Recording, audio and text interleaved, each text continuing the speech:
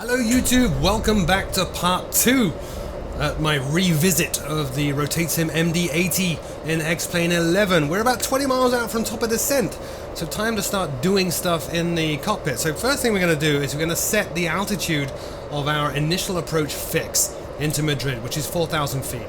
That's what we're going to descend down to as an absolute minimum initially.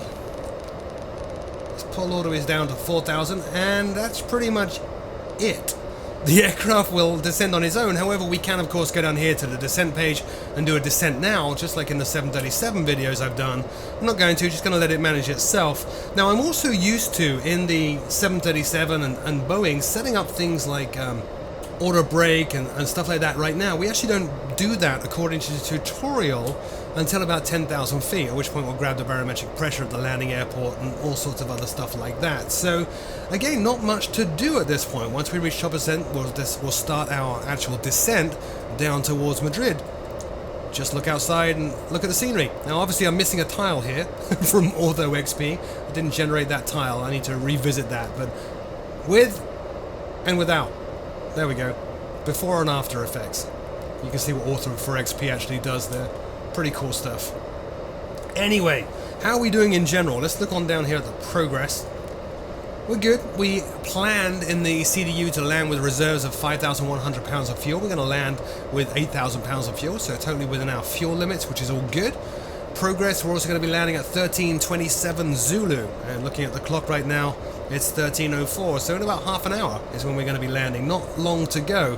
The aircraft is literally going to scream down. It's a wonderful aircraft in that respect. You can pull off some crazy stuff in this without upsetting the passengers or air traffic control, which is kind of cool. I do like what they've done with the design in this. I think I did call that out in the first video, not the part 1 of this, but the first look at this aircraft, that they have done an amazing job at modeling this, and they really have. It is a thing of beauty. Very impressive. Anyway, so as we approach top of descent, let's go ahead and turn the seatbelt signs on, make everybody sit down.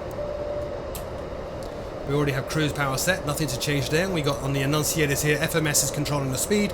We're on nav track and VNAV currently level.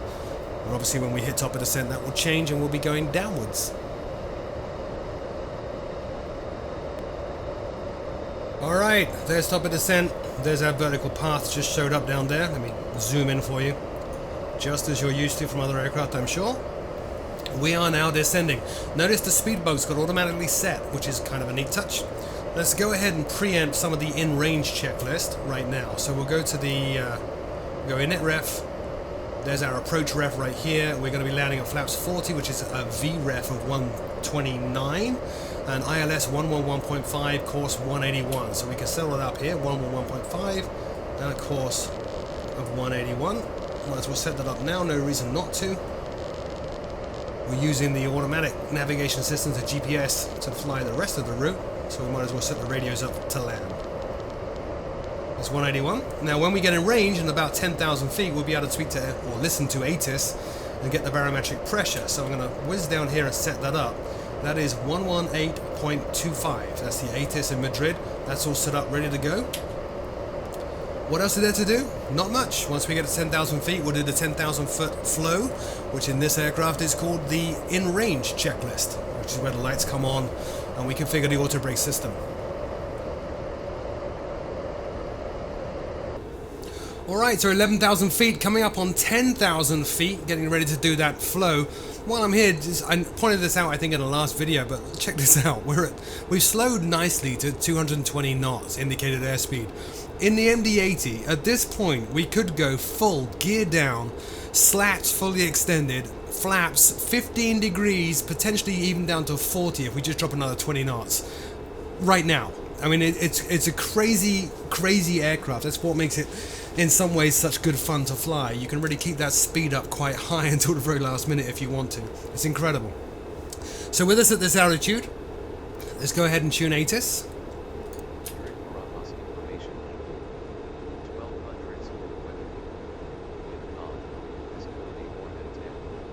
Right, very hard to hear that, but the bit I'm looking for is wind calm, and the altimeter 2992, so that's all good. We're all set on the altimeter then, we'll turn that off. Don't have to worry about anything there. 10,200 feet. we might as well put the lights out right now. There. Let's go and check pressurization up here. 29902, which we're on, so everything is good up there. We'll turn the seatbelts, we'll just ding them. Let the cabin crew know things are about to get bumpy. And as we pass through 10,000, we can run the in-range checklist. So in-range checklist, hydraulics should be on and high. Well, currently, look, 18 and 18, so obviously not on high. They're on, but not high. So we're going to turn these up to high now. There we go, 30 pressure, on and checked, on high and checked. Altimeters are set.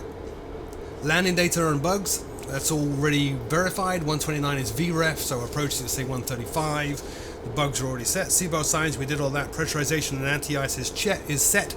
And the approach briefing, going to be landing on runway 18 left using the ILS today.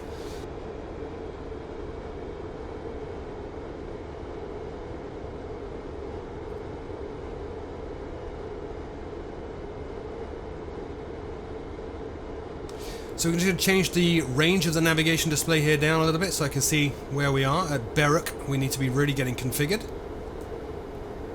Wow.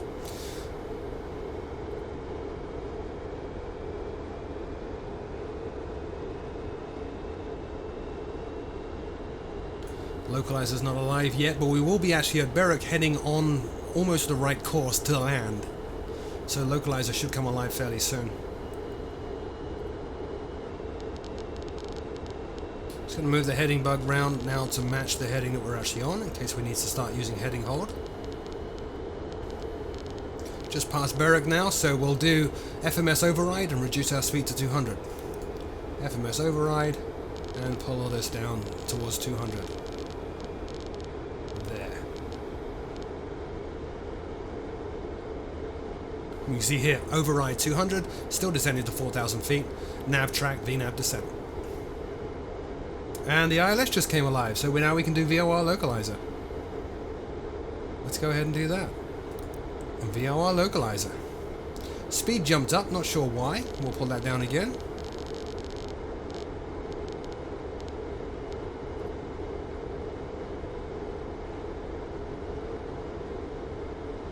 Nowhere near the glide slope yet. See, this isn't moving, not filled in. But we are now on the localizer for ILS 18 left, which I think is there.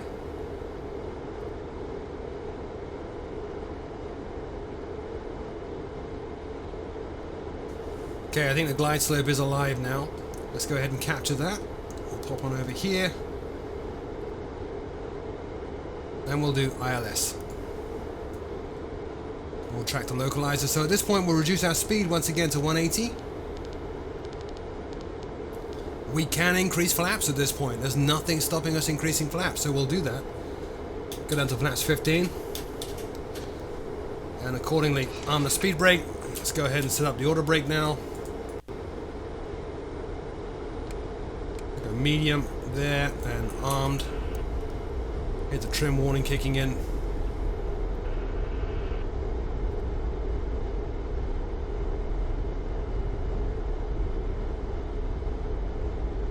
And we will go speed select to make sure that that holds at 180 and doesn't change again. Landing gear warning, we'll turn that off. I'm not worried about that just yet.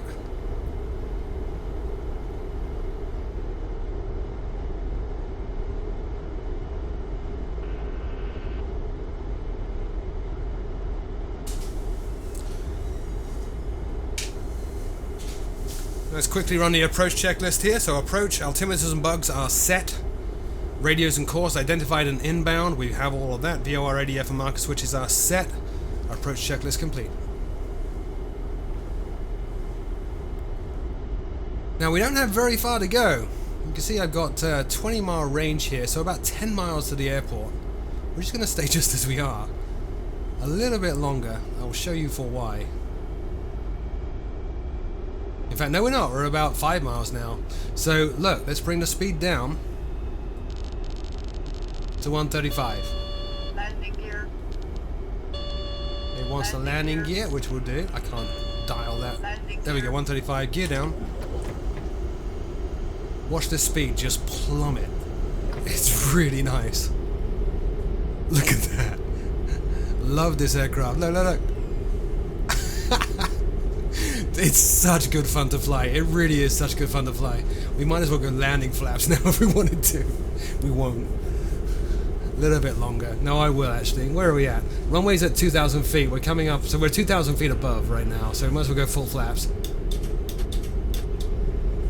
All the way down to landing flaps now.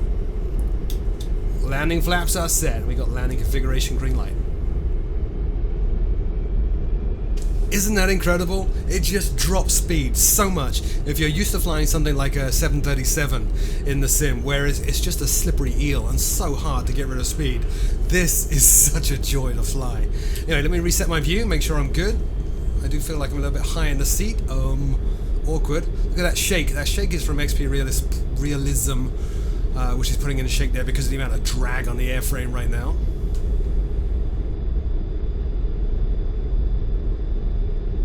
A little bit low. Let the autopilot fix that for us. That's why it's quite hard to see the runway at this point. We dropped speed so rapidly, we actually got underneath the glide path.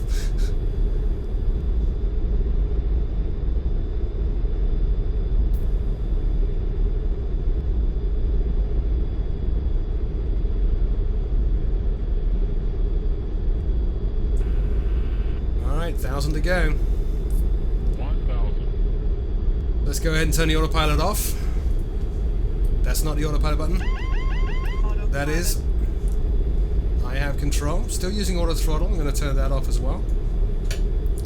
Now it's my aircraft.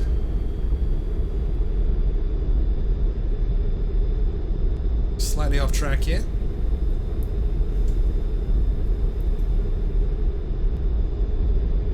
There we go. Let's trim a little bit.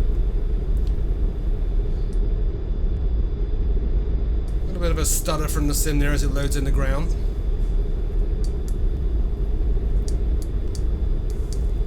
Trim, trim, trim, trim. 400.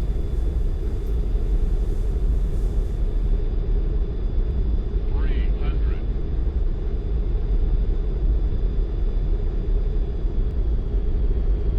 200.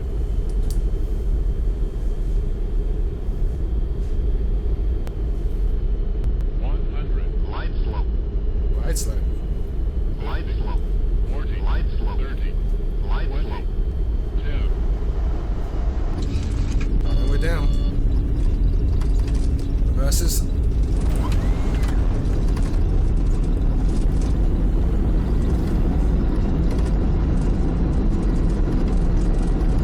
Bit of a bumpy landing. We'll have to look at that in the replay.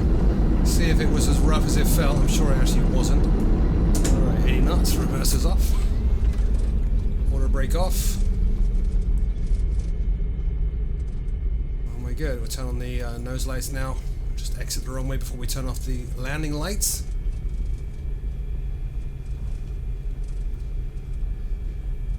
Welcome to Madrid.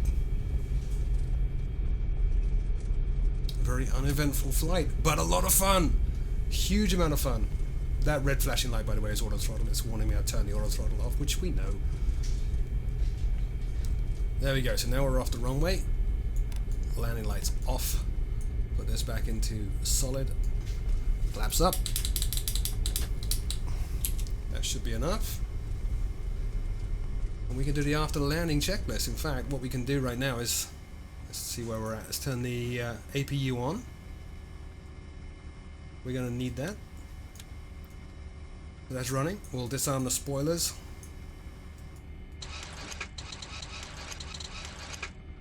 Spoilers are all the way out. There we go. That's all done. And all that remains now is to taxi in and shut the aircraft down. What I will do is I will fire up the replay and I'll talk you through overall my impressions, which I think you already know, to be honest. But anyway, let's go up here, go to flight. We've got a replay mode. There we are. We'll just bring this back another minute or so. There we go. That looks good. And click on play. So yeah, initially, when I reviewed this, now I reviewed this not knowing anything. I actually said in that video I don't know anything. That's why I got Paul in, who has 11,000 hours in the aircraft, ready to look at it and say, what do you think? Is this the most realistic MD-80? And the conclusion back then was no.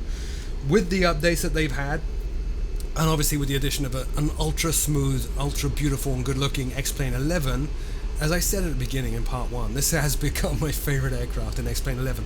It's a blast to fly. It's absolutely brilliant. It does everything the actual aircraft should do now, as far as I can tell. I probably will reach out to Paul and get him to verify that. But it seems to do everything it should do. The one characteristic I was looking for, which is the fairly unique flight characteristics of this airframe, are reproduced to a T. If you're trying to make up time for your virtual airline, you can really scream into the airport, ATC allowing of course, and laws allowing, and then just throw everything out at the last minute and slow down. The aircraft will practically stop in mid-air. It's absolutely incredible. It's a bit like a sports car. It's great. I can see why pilots love to fly this. Paul incidentally recently transferred to flying the Airbus, and he was somewhat hesitant about doing that, and said he was very much going to miss flying this aircraft, and I can see why. RotateSim MD-80 for X-Plane 11, well worth it. It really is absolutely sublime. Anyway, as always, my name is Froogle. I do hope you enjoyed this video. As always, thank you for taking the time to watch it, and until next time, I will see you all very soon. And here's proof that my landing wasn't that bad at all. Look at this. It just felt bad. That's nice. And there's the reverses. I did hold the nose up a little bit too long. It's kind of wheeling down the runway. See you soon, guys.